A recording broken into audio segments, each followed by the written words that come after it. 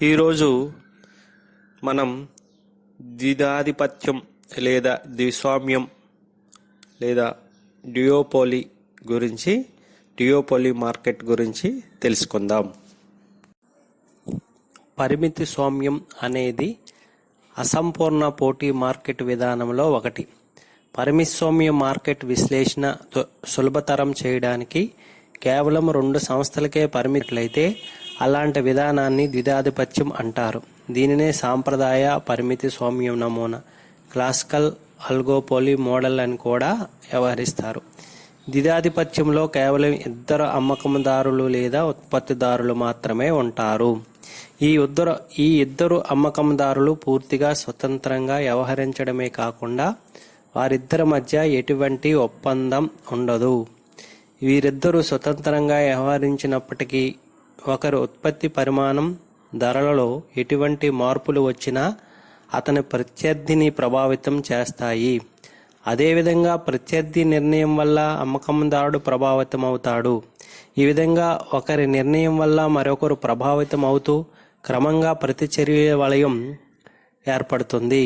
ఒకవేళ ఒక అమ్మకందారుడు చేపట్టే విధానం వల్ల అతని ప్రత్యర్థి ఏ విధంగా ప్రభావితం కాడు అనే ప్రమేయం చేసుకున్నట్లయితే ఈ సందర్భంలో అతడు తన ప్రత్యక్ష ప్రభావాన్ని ధరపై చూపించవచ్చు.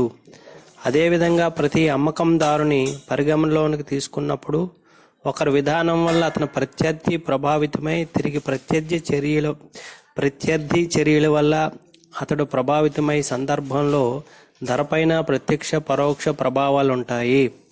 కాబట్టి ద్విధాధిపత్యంలో ఇద్దరి మధ్య ఒప్పందాన్ని అంగీకరించవచ్చు లేదా అంగీకరించకపోవచ్చు. కోర్నాట్, ఎడ్జ్వర్త్ సిద్ధాంతాలలో 2 అమ్మకందారుల మధ్య ఒప్పందాన్ని పరిగణలోకి తీసుకోవడం జరగలేదు. ఈ ఇద్దరు కూడా స్వతంత్రంగా వ్యవహరిస్తారని భావించడం జరిగింది. కానీ చాంబర్లైన్ తన సిద్ధాంతంలో 2 అమ్మకందారుల మధ్య పరస్పర ఆధారపడడానికి అత్యంత ప్రాధాన్యత ఇవ్వడం జరిగింది. ఈ 3 సిద్ధాంతాలు వారి ప్రవర్తన బట్టి ప్రమేయం ఏర్పాటు చేసుకొని వాటి ఆధారంగా 2 సంస్థలకు సంబంధించిన ధరలు, ఉత్పత్తులకు సంబంధించిన వేరువేరు నిర్ధారణలు చేయడం జరిగింది. ఒక వస్తువును ఉత్పత్తి చేసిన అమ్మే సంస్థలు 2 ఉండి అవి పోటీ పడితే దానిని ద్విధాధిపత్యం అంటారు. అసంపూర్ణ పోటీలో పరిమితి స్వామ్యం ఒక భాగం. పరిమితి స్వామ్యంలో ద్విధాధిపత్యం అనేది ప్రత్యేక స్థితి. ఈ 2 సంస్థలు దేనికదే సర్వస్వతంత్రంగా ఉంటాయి. ఒక సంస్థ మరొక సంస్థతో ఎటువంటి ఒప్పందాలు చేసుకోదు. ఈ 2 సంస్థలు ఒకే రక వస్తువును అమ్మడం వల్ల ఒక సంస్థ తన వస్తురాశిని, ధరలో చేసే మార్పుల ప్రభావం మరొక సంస్థపై ఉంటుంది. ఈ విధంగా ప్రతిచర్యల బంధం ఏర్పడుతుంది. ఒక అమ్మకందారుడు తన నిర్ణయాల వల్ల తనకున్న పోటీదారుడు ప్రభావితం కాడని ఊహించి ధరపై తన ప్రత్యక్ష ప్రభావాన్ని మాత్రమే పరిగణలో తీసుకుంటాడు. మరొక విధంగా ఏమిటంటే ప్రతి అమ్మకందారుడు తన నిర్ణయాల ప్రభావం తన పోటీదారునిపై ఏమిటి, దానివల్ల పోటీదారుడు తీసుకునే ప్రతిచర్యలు ఏమిటనేది ఆలోచించి ధరపైన ప్రత్యక్ష పరోక్ష ప్రభావాలను పరిగణలో తీసుకుంటాడు. పోటీ అమ్మకందారుడు చేసే అమ్మకాలకు, ధరలకు సంబంధించిన నిర్ణయాల్లో మార్పులు ఉండవు. ఈ విధంగా ద్విధాధిపత్యంలో పరస్పర బంధం ఉండవచ్చు లేదా లేకపోవచ్చు. ద్విధాధిపత్యానికి సంబంధించి కోర్నాట్, ఎడ్జ్వర్త్, జోసెఫ్ బెర్ట్రాండ్ తమ నమూనాలు ప్రతిపాదించారు. అన్నిటికంటే పురాతనమైనది 1838లో ఫ్రెంచ్ ఆర్థికవేత్త ఏ కోర్నాట్ ప్రతిపాదించిన నమూనా. ఇప్పుడు పరిశీలిద్దాం. ఇద్దరు ఏకస్వామ్యదారులు ఒక మార్కెట్ను పంచుకునే విధానాన్ని ద్విధాధిపత్యం అని అంటారు. ద్విస్వామ్యం యొక్క విశ్లేషణ పరిమితి స్వామ్యం యొక్క స్పష్టమైన సమస్యను రూపొందిస్తుంది. 2 కన్నా ఎక్కువ సంస్థలు పోటీలో ఉన్న మార్కెట్ విధానాన్ని పరిమితి స్వామ్యం అని అంటారు. పరిమితి స్వామ్యంలో ప్రతి అమ్మకందారుడు తన పోటీ సంస్థ దారుని ధరను ఉత్పత్తిని ప్రభావితం చేస్తూ వాటి ప్రభావం తనపై పడకుండా జాగ్రత్త పడుతుంటాడు. పరమిస్వామ్యంలో డిమాండ్ రేఖ అనిశ్చితంగా ఉంటుంది. ద్విస్వామ్యంలో ప్రధాన సమస్య అయిన పరస్పర ఆధారపడి ఉన్నామన్న విషయాన్ని మర్చిపోవడం, పరస్పర ఆధారపడి ఉండడం అన్న విషయాలను కోర్నాట్ చాంబర్లెన్ నమూనాల ద్వారా పరిశీలించవచ్చు. కోర్నాట్ తన పరిష్కారం ద్వారా ప్రతి అమ్మకందారుడు పోటీ సంస్థదారుని సప్లై స్థిరంగా ఉందనే విషయాన్ని స్పష్టం చేస్తాడు. ఎడ్జ్వర్త్ తన నమూనాలో ప్రతి అమ్మకందారుడు పోటీ సంస్థదారు తన ధర స్థిరంగా ఉందనే ప్రమేయం చేస్తాడు. చాంబర్లెన్ పరస్పర ఆధార పరిష్కారాన్ని హాట్లింగ్ యొక్క పరిష్కారానంతరం నిలకడతో కూడిన ద్విస్వామ్య పరిష్కారాన్ని ఇద్దరు అమ్మకందారుల మధ్య పరస్పర ఆధారాన్ని గుర్తిస్తూ ప్రతిపాదించాడు. చాంబర్లెన్ నమూనా ఉత్పత్తిలోనూ ధరలోనూ సర్దుబాటును పరిగణలో తీసుకొని వివరిస్తుంది. ఇద్దరు ఏకస్వామ్యదారులు ఒకే విధమైన భిన్నత్వం లేని వస్తువులను అమ్మడం ద్వారా ఈ ద్విస్వామ్యంలో విశేషం. వారిద్దరి మధ్య ఐకమత్యంతో కూడిన ఒప్పందం లేదా ఎంత మేరకు వస్తురాశిని పరిమాణాన్ని ఒక్కొక్కరు ఉత్పత్తి చేద్దామనో లేదా ఉన్న మార్కెట్ పరిధిని ఇద్దరి మధ్య ఎంత మేరకు పంచుకొని మార్కెట్ చేసుకుందామని పరస్పర చర్చించుకొని ఒక అంగీకారానికి రావచ్చు. వారు 1000 రేఖలు ఒకే విధంగా ఉన్నా లేదా దగ్గరగా ఉన్నా పై చెప్పిన ఒడంబడిక జరగడానికి ఎక్కువ అవకాశం ఉంది. డిమాండ్ నిలకడగా ఉండి తక్కువ డిమాండ్ వ్యాకోచత్వం ఉంటే ఈ విధమైన సమ్మేళన ఏకస్వామ్యానికి సదృశ్యమైన పరిస్థితులు సృష్టిస్తుంది. అంతేకాక ధర నిర్ణయం ఏకస్వామ్యంలో మాదిరిగా ఉంటుంది. ఒకవేళ ఇద్దరి మధ్య ఒడంబడిక లేకపోతే నిరంతరమైన పోటీ తప్పదు. ఆ విధమైన పోటీ ఉన్నప్పుడు పరిశీలనలో తీసుకోవలసిన ముఖ్యాంశం ఏమిటంటే పోటీదారుడిని బయటకు పంపడానికి వ్యయాలు ప్రతిఫలాలు వీలు కల్పిస్తాయి.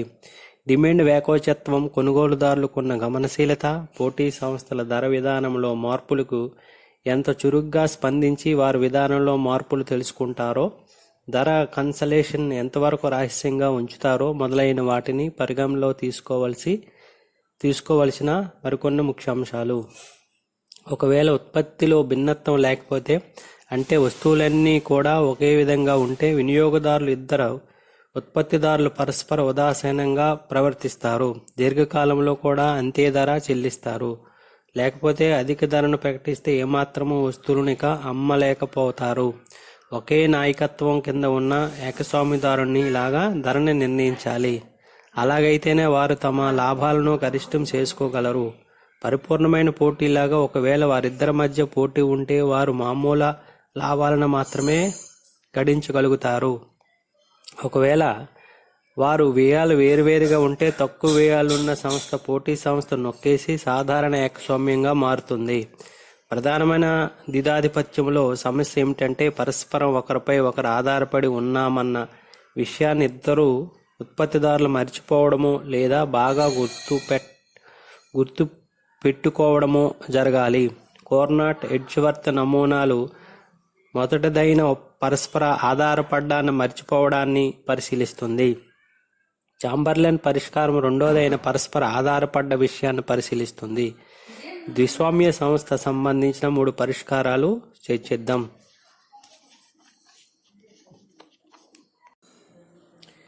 ద్విధాధిపత్యం లక్షణాలు. 1.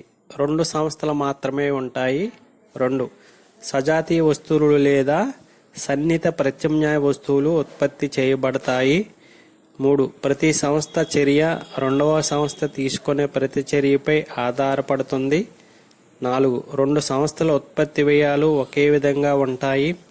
5. 2 సంస్థల మధ్య పోటీ ధరల ఘర్షణకు దారితీసే అవకాశం ఉంది.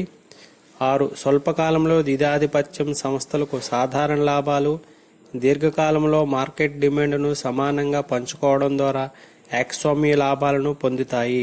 7. 2 సంస్థలు తమ ఉత్పత్తి పరిమాణాన్ని నిర్ణయించడంలో స్వేచ్ఛను కలిగి ఉంటాయి. 8. మార్కెట్ డిమాండ్ ధరను సంస్థలు అంగీకరించి విక్రయిస్తాయి. కోర్నాట్ నమూనా లేదా కోర్నాట్ పరిశీలించినట్లయితే ప్రతి అమ్మకందారుడు పోటీ సంస్థదారుని సప్లై స్థిరంగా ఉందనే ప్రమేయం చేస్తాడు. ద్విస్వామ్య సంస్థకు ఫ్రెంచ్ ఆర్థికవేత్త కార్నాట్ 1838లో చేసిన తీర్పు చాలా పురాతనమైనది. ప్రమేయాలు. కార్నాట్ నమూనా ఈ క్రింద ప్రమేయాల మీద ఆధారపడి ఉంది. 1. ఇద్దరు స్వతంత్రమైన అమ్మకందారులుంటారు. వారు ఒకే విధమైన వస్తువును ఉత్పత్తి చేసి అమ్ముతుంటారు. 2. మొత్తం ఉత్పత్తి పరిమాణాన్ని అమ్మివేయాలి, ఎందుకంటే అవి నశ్వర వస్తువులు, దాచడానికి వీలు కానివి. 3. ఎక్కువ మంది కొనుగోలుదారులు ఉంటారు. 4. ప్రతి అమ్మకందారునికి వారి వస్తువులకు గల డిమాండ్ రేఖ గురించి అవగాహన ఉంటుంది. 5. ఉత్పత్తి వ్యయం శూన్యమనే ప్రమేయం చేయడం జరిగింది.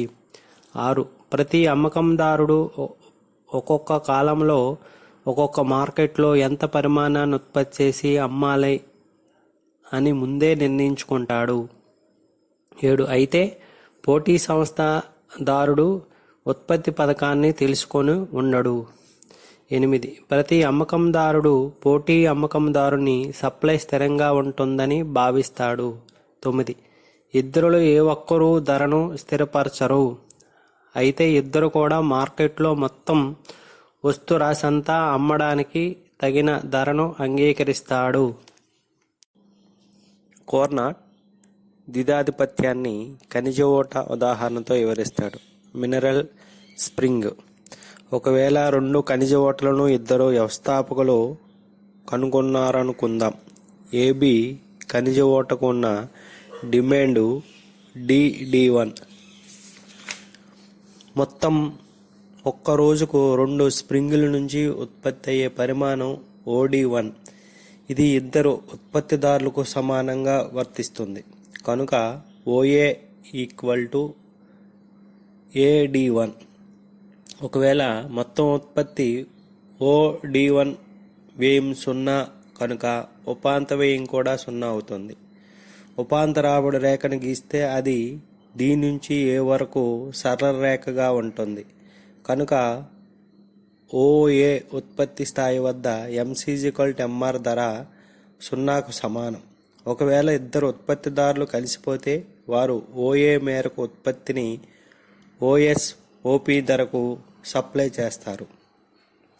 వారిద్దరు లాభాలు OASP ఆ ధర వద్ద గరిష్టమవుతాయి. పరస్పర ఆధారాన్ని కార్నాట్ మోడల్లో తొలగించారు.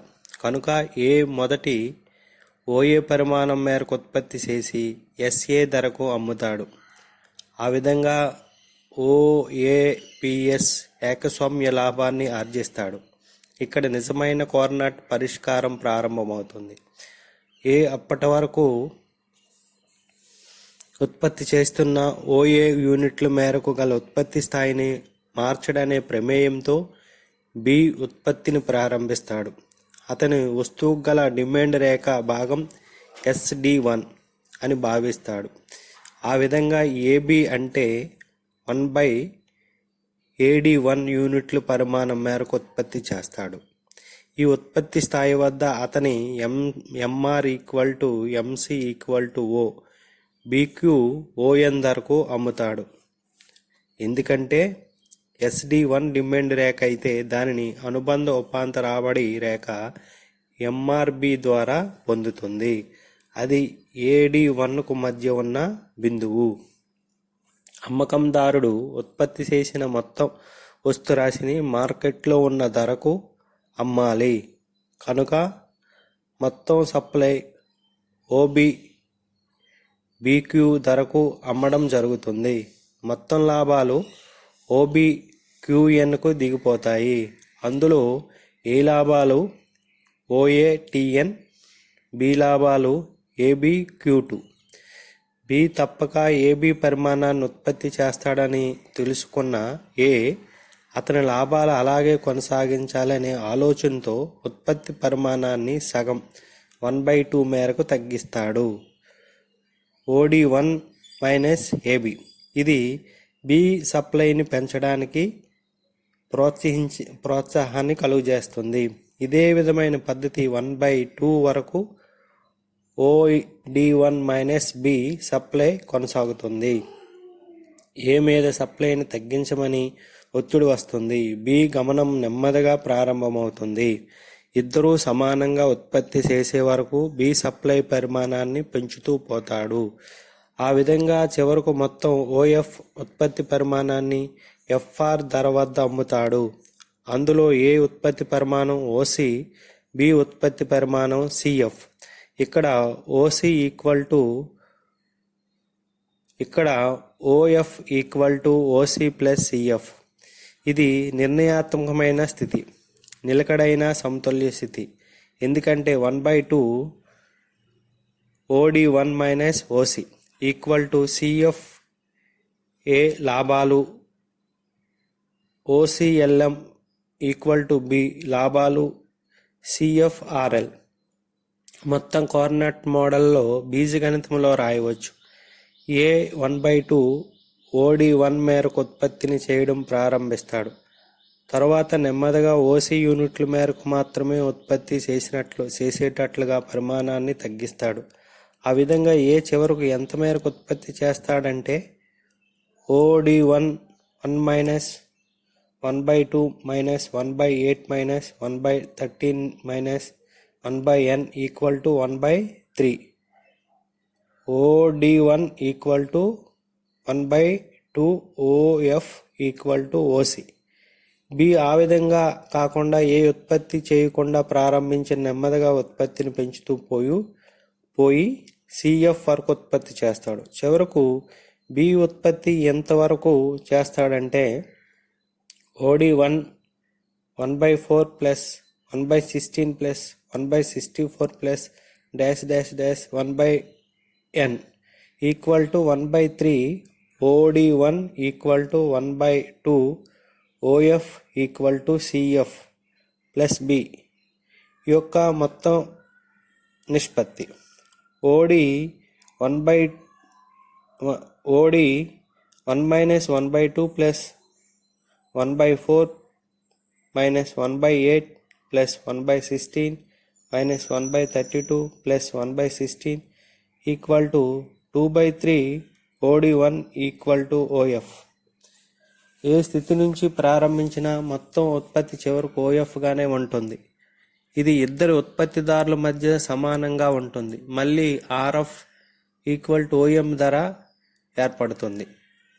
సాధారణంగా కోఆర్డినేట్ మోడల్లో మొత్తం మార్కెట్ ఈక్వల్ టు N/N+1. ఇక్కడ N అంటే మొత్తం అమ్మకందారుల సంఖ్య, N ఈక్వల్ టు 2. ఇక్కడ మొత్తం అమ్మకందారులు ఇద్దరు మాత్రమే. N+N+1 equal to 2/2+1 equal to 2/3. ఒక్కొక్కరు 1/3 వంతు మార్కెట్లోని పంచుకుంటారు. ద్విస్వామ్యం పోటీ ఏకస్వామ్యం పోటీ కన్నా మేలైనది అయినప్పుడు స్వచ్ఛమైన పోటీ కంటే తక్కువ మేలైనది. ఒకవేళ ఇద్దరు ఉత్పత్తిదారులు ఏకమైతే వారు OA యూనిట్లను SA ధరకు అమ్మి OASP లాభాలను గడిస్తారు.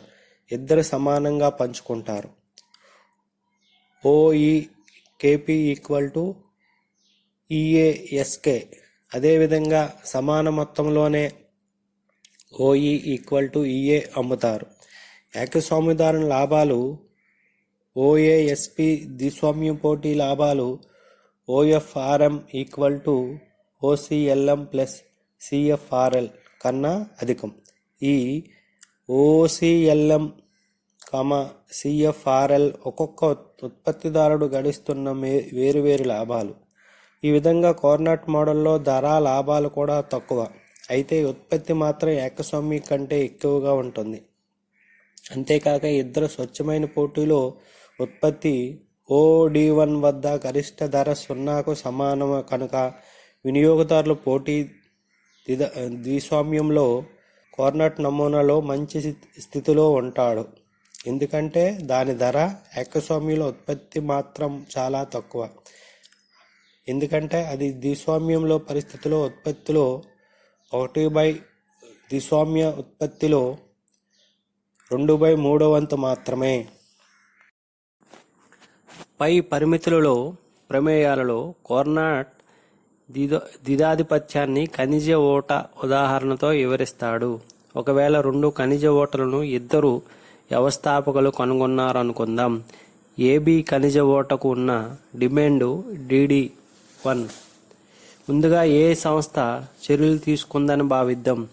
ఏ సంస్థ మొత్తం వస్తురాశిలో సగం ఉత్పత్తి చేస్తే గరిష్ట లాభాలు పొందుతుంది.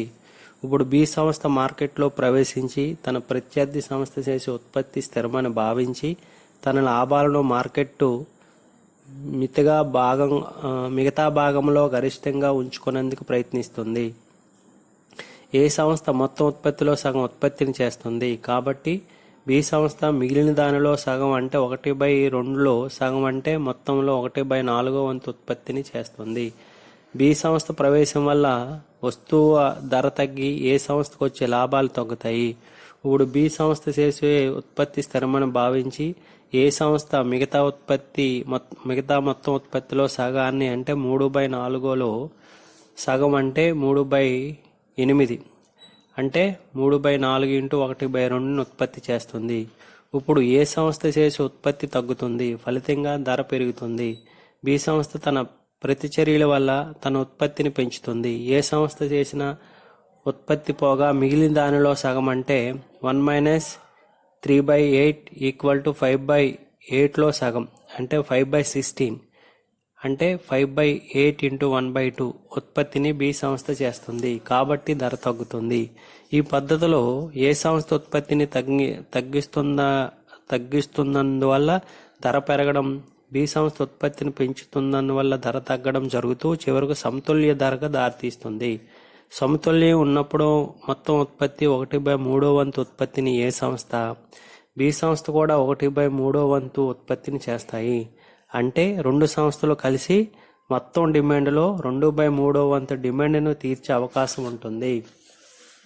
ఏ సంస్థ ఉత్పత్తి = 1 - 1/2 - 1/8 - 1/32 - 1/28 ఈ విధంగా 1/3 చేస్తుంది. బి సంస్థ = 1/4 + 1/16 + 1/64 + 1/256 ఈ విధంగా 1/3 చేస్తుంది. ఈ రెండు కలిపి 2/3 ఉత్పత్తిని చేస్తాయి. ప్రారంభంలో ఏ సంస్థ ఎక్కువ ఉత్పత్తిని చేస్తూ ఎక్కువ లాభాలను పొందుతుంది. అట్లాగే బి సంస్థ తక్కువ ఉత్పత్తిని చేస్తూ తక్కువ లాభాలను పొందుతుంది. చివరకు సమతుల్య ధర ఏర్పడినప్పుడు ఏ, బి సంస్థలు రెండును ఉత్పత్తిని సమానంగా చేస్తూ లాభాలను కూడా సమానంగా పొందుతాయి. ఈ వివరించిన విశ్లేషణను క్రింద రేఖాపటం ద్వారా తెలియజేయవచ్చు. OX అక్షం పైన ఉత్పత్తిని, OY అక్షం పైన ధరను తీసుకున్నాం. DD1 డిమాండ్ రేఖ, MR1 MR2 రేఖలు ఉపాంత రాబడి రేఖలు. మొత్తం మార్కెట్లో ఉత్పత్తి ODకి సమానం. DD1 మార్కెట్ డిమాండ్ రేఖకు సంబంధించిన ఉపాంత రాబడి రేఖ MR1. ప్రారంభంలో MR1 రేఖ Q వద్ద X అక్షాన్ని ఖండించినప్పుడు ఉపాంత రాబడి శూన్యం. ఉపాంత వ్యయం శూన్యం కాబట్టి Q దగ్గర ఏ సంస్థలో MC = MR. అందువల్ల ఏ సంస్థ Q దగ్గర సమతుల్యంలో ఉండి OQ = 1/2 OD1 వస్తురాశిని తయారు చేసి దానిని OP ధరకు అమ్మి OPAQ పరిమాణంలో లాభాలను పొందుతుంది. ఇప్పుడు బి సంస్థ ప్రవేశించి ఏ సంస్థ తన వస్తురాశిని మార్చదని భావించి మార్కెట్లో డిమాండ్ రేఖలోని AD1 భాగాన్ని తన వస్తురాశికి ఉన్న డిమాండ్ రేఖగా పరిగణిస్తాడు. AD1 డిమాండ్ రేఖ సంబంధించిన ఉపాంత రాబడి రేఖ MR2 X అక్షాన్ని Q1 వద్ద ఖండించినప్పుడు MC = MR అవుతుంది. అందువల్ల సమతుల్యం ఏర్పడి బి సంస్థలో Q1 = 1/2 QD1 వస్తురాశి తయారవుతుంది. ఈ వస్తురాశిని బి సంస్థ OP1 ధరకు అమ్మి QBA1Q1 లాభాన్ని ఆర్జిస్తుంది. ధర తగ్గినందువల్ల ఏ సంస్థ లాభాలు OPAQ నుంచి OP1 BQకి తగ్గుతాయి. ఏ సంస్థ తన ప్రత్యర్థి బి సంస్థలో వస్తురాశి మారిందని ఊహించి ఏ సంస్థ తన ప్రత్యర్థి బి సంస్థలో వస్తురాశి మారదని ఊహించి మార్కెట్లో మిగిలిన డిమాండ్ OQ1 తనకుందని భావించడం వల్ల 1/2 OQ1 ఉత్పత్తిని చేస్తుంది. ఫలితంగా ఏ సంస్థ ఉత్పత్తి AQ నుంచి 1/AQ1కి తగ్గిపోతుంది. కాబట్టి వస్తు ధర పెరుగుతుంది. ఈ పటంలో చూపించిన విధంగా ఇప్పుడు బి సంస్థ తన ప్రతిచర్యల ఉత్పత్తిని 1/2 OD1 మైనస్ 1/2 OQ1కి పెంచుతుంది. దీనివల్ల ధర తగ్గుతుంది. ఈ పద్ధతిలో ప్రక్రియ కొనసాగి చివరకు OP2 సమతుల్య ధర ఏర్పడినప్పుడు వస్తురాశి OQ2 ఈక్వల్ టు 2/3 OD1గా ఉంటుంది. ఏ సంస్థ OQ3 equal to 1/3 OD1 వస్తురాశిని, B సంస్థ Q3 Q2 equal to 1/3 OD1 వస్తురాశిని తయారు చేస్తుంటారు. OP2 ధర వద్ద ఏ సంస్థ OP2 CQ3 లాభాన్ని, బి సంస్థ Q3 CA2 Q2 లాభాన్ని పొందుతున్నాయి. OP2 ధర ఉన్నప్పుడు AB సంస్థలు సమానమైన ఉత్పత్తిని చేస్తూ సమానంగా లాభాలను పొందుతున్నాయి. అంటే Q3 equal to Q2, OP2 CQ3 equal to Q3 CA2 Q2 సమానంగా ఉన్నాయి. ద్విధాధిపత్యం విమర్శలు. కోర్నాట్ అభిప్రాయంలో ప్రతి అమ్మకందారుడు తన ప్రత్యర్థి చేసే వస్తుత్పత్తి స్థిరమని భావిస్తాడు. ఇది అవాస్తవికం. ఫ్రెంచ్ గణిత శాస్త్రవేత్త జోసెఫ్ బెట్రాండ్ ప్రకారం ఏ సంస్థ తన కోల్పోయిన వినియోగదారులను తిరిగి బి సంస్థ నుంచి పొందడానికి బి సంస్థ నిర్ణయించిన ధర కంటే తక్కువ ధరను ఏ సంస్థ విధించుతుంది. ఈ ధర కోత ప్రైస్ కటింగ్ చివరకు ధర శూన్యం అయ్యే వరకు కొనసాగవచ్చు. దీర్ఘకాలంలో సంపూర్ణ పోటీ స్థితిలో ఉండే ధర స్థాయికి ద్విధాధిపత్యం ధర తగ్గవచ్చు. 2. ఒక సంస్థ చేపట్టే చర్యల వల్ల మరొక సంస్థ చేపట్టే ప్రతిచర్యలు ఉత్పత్తిలో చేసే సర్దుబాటుకు సంబంధించి కాలానికి సంబంధించిన ప్రస్తావన లేనందువల్ల ఇది నిశ్చల నమూనాగా స్టాటిక్ మోడల్గా చెప్పవచ్చు. 3. ఉత్పత్తి వ్యయాలు శూన్యమనే ప్రమేయం అవాస్తవం. 4. నూతన సంస్థలు ప్రవేశం లేనందువల్ల ఇది నియమిత నమూనా క్లోజ్డ్ మోడల్గా మారింది. 5. ద్విధాధిపత్యం స్వతంత్రంగా పనిచేస్తాడనేది అన్ని చర్యలకు ఉత్పత్తినే ఆధారంగా చేసుకోవడం నిజ జీవితంలో దుర్లభ్యం. అందుకే మార్షల్ కోర్నాట్ నమూనాను సర్వసామాన్య పరిష్కారంగా పరిగణించలేదు.